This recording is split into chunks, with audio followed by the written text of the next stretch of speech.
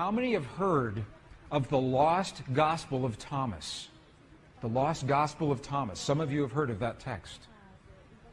Very, very powerful text. The lost Gospel of Thomas is powerful because it is believed to be the actual words of Jesus as he was teaching those around him how to use the power of human emotion in his life. And if the indigenous people know it, and if the ancient people know it, why don't we know it? What happened to our knowledge? Well, this is a very good question. And the answer is this. In our Western tradition, and when I say Western, I'm assuming that we are of the Judeo-Christian tradition, is what I'm talking about here. There was a time when this field and the language of emotion was part of our tradition. It was in our texts. Until the 4th century, the year 325 AD. In the year 325, something happened. Our texts were edited, and we lost tremendous amounts of information. The Emperor Constantine, in the early Christian church, with the early Christian Bible, had to make decisions. What information do we include? What information do we exclude?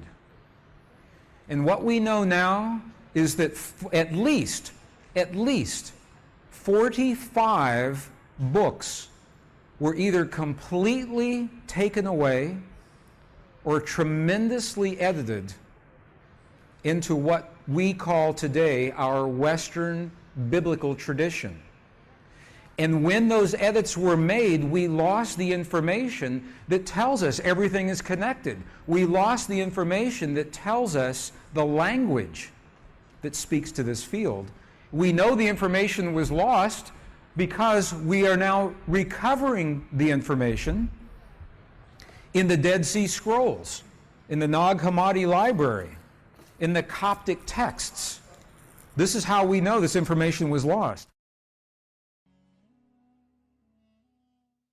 To unleash the force of the divine matrix in our lives, first, we have to understand how it works. And the science tells us how it works. Secondly, we must speak the language that the divine matrix recognizes, and science cannot tell us that. That comes from our past, from our culture, from our history, from those who have learned and used this language for thousands of years.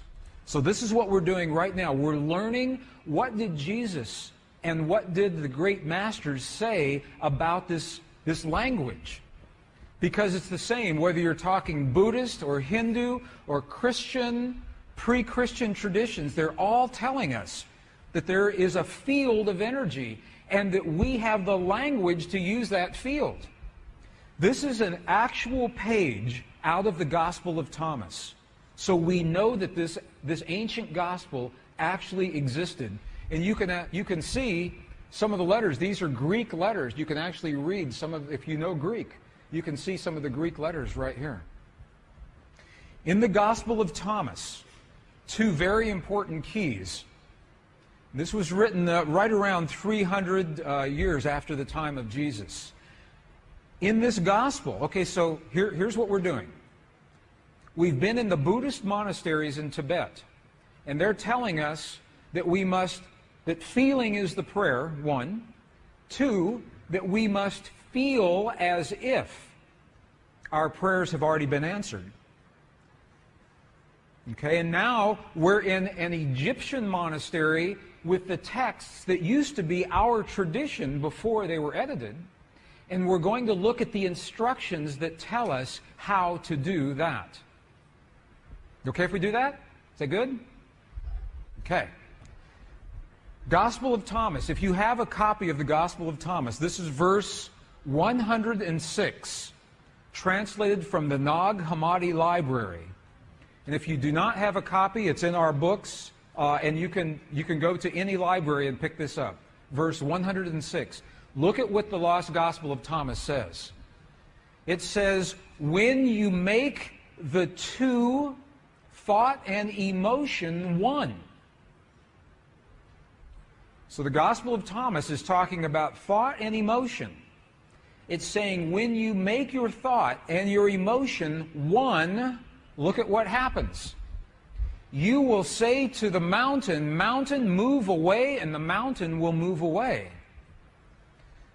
It's saying that when you can marry your thought and your emotion into one single potent force, that is when you have the power to speak to the world. Secondly, when you make the two one, what are they talking about? What are the two? Let's go back to our image. The two, thought and emotion. When the two become one in our hearts, we create the feelings in our bodies. When thought and emotion become one, and you'll see how to do that in just a minute. Let's go back to the Gospel of Thomas, another verse. Now this is verse 48. It says almost the same thing. This was so important that it was recorded at least 3 different times in the same Gospel. Look at what this says. If the two make peace with each other in this one house.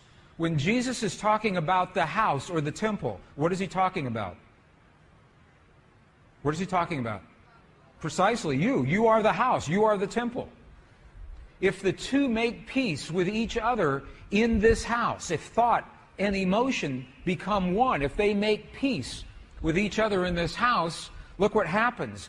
They will say to the mountain, move away, and it will move away. He's telling us again, in a completely different verse, how powerful it is to marry thought and emotion. But they still haven't told us how. How do you do this? That's the next piece. In the early Christian Bible, your Bible today, there is a passage. How many have heard, ask and ye shall receive? Have you heard that before? Ask and you shall receive. Have you heard that? I know people that ask and ask and ask and nothing happens. Because the asking is not done with the voice. The asking is not done, please, please, bring this to my world. That's not asking. To ask, we must speak to the field, to the divine matrix, in the language that the field recognizes. And a language that's meaningful. The field doesn't recognize our voice, it recognizes the power of our heart. Remember this morning, our heart, we have a feeling, creates electrical waves, magnetic waves. That's the language the field recognizes.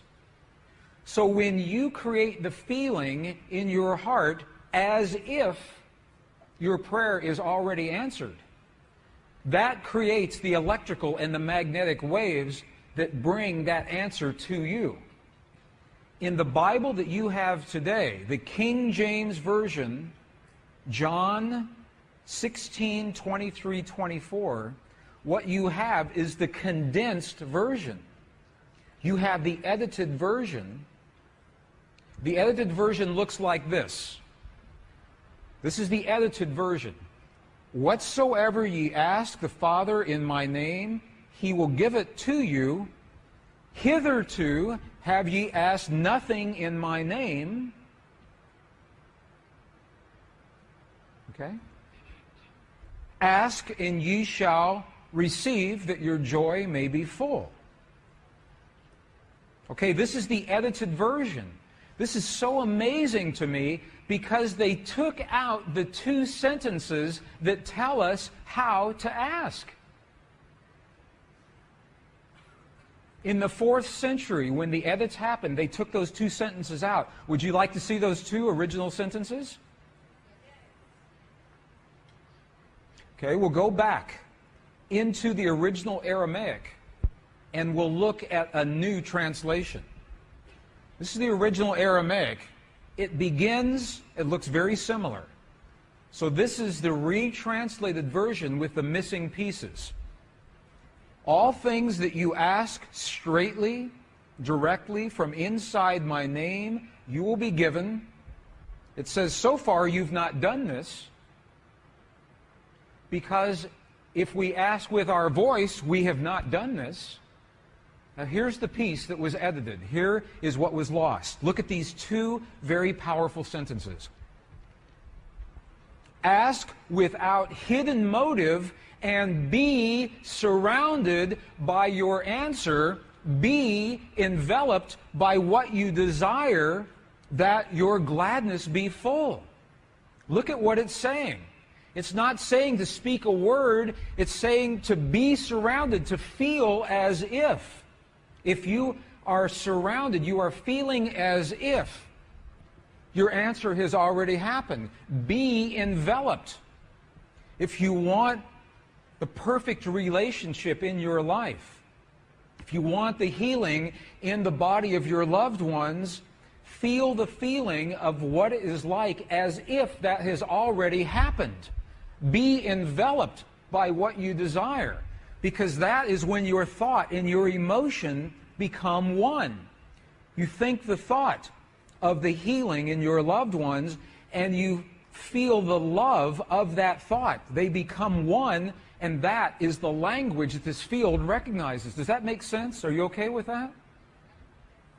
You're going to see an example of this, another example here in just a moment. Ask without hidden motive. What does that mean? Hidden motive. Ask without judgment. This is precisely what the Buddhists are telling us. Ask without the judgment of the right or the wrong or the good or the bad. Ask without the ego. Ask from the heart. Is this meaningful to you? Is this helpful at all? Let me give you an example then. Because to be, if it says be surrounded, that means to feel as if. To feel as if. Now, if that sounds too religious, because it's from the Bible, we spoke this morning about Neville, the philosopher Neville, early in the 20th century. His book, The Power of Awareness. Look at what he says. It's the same thing. Neville says, you must make your future dream a present fact now by assuming the feeling of your wish fulfilled, to come from the place that it's already happened. Now, this is what those practitioners did with that cancerous tumor. I want to just elaborate on this a little bit. When those practitioners healed the woman with her tumor this morning, they did not judge the cancer as wrong or bad or right or good. There was no judgment. They accept that tumor as a possibility, one of many possibilities, because in the quantum world all things are possible. So they didn't say, bad cancer, you must go away. Or we're going to operate on you, or we're going to use radiation on you. They didn't do that. They accepted the cancer as it was, without hidden motive, without judgment. And they said, now we're going to choose a new reality by feeling, assuming the feeling as if the woman is already healed. So what they did was they felt the feeling as if the woman was fully healed, fully enabled, fully capacitated, already happened. And the chant that they were using, wasa, wasa, loosely translates into the words, already done. Already done. And then when they got excited, they said, mate, mate, mate, means now, now, now. Not a year from now, not a month from now, not 5 minutes from now. Now, in the quantum world, now. And her body responded. It must. Physical reality must respond to the language that it understands. So in the Buddhist traditions, they are telling us the quality of the feeling And in the Judeo-Christian traditions, they are giving us the instructions to be surrounded, to be enveloped, how to create that feeling. And when you put those all together, it's something that happens in our hearts, not in our minds. Feeling as if the prayer is already answered with no judgment and no ego, and feeling from the result. Feeling from the result as if it's already happened. Are there any martial artists here in the room? Karate experts? I studied martial arts when I was in my 20s and 30s, a little bit in my 40s and 50s. Have you seen martial artists when they demonstrate their focus by breaking a concrete block? Have you seen that? You've all seen that before, right? Okay, here's the secret. Here is the secret to breaking that block. When the martial artist is focused on that block, the very last thing that they are thinking is about their hand hitting the block. Because if they think about that, they know it will hurt. So they focus on what happens after their hand has passed through the block, as if it has already happened. They focus on a place below the block and feel the feeling as if their hand is already in that place.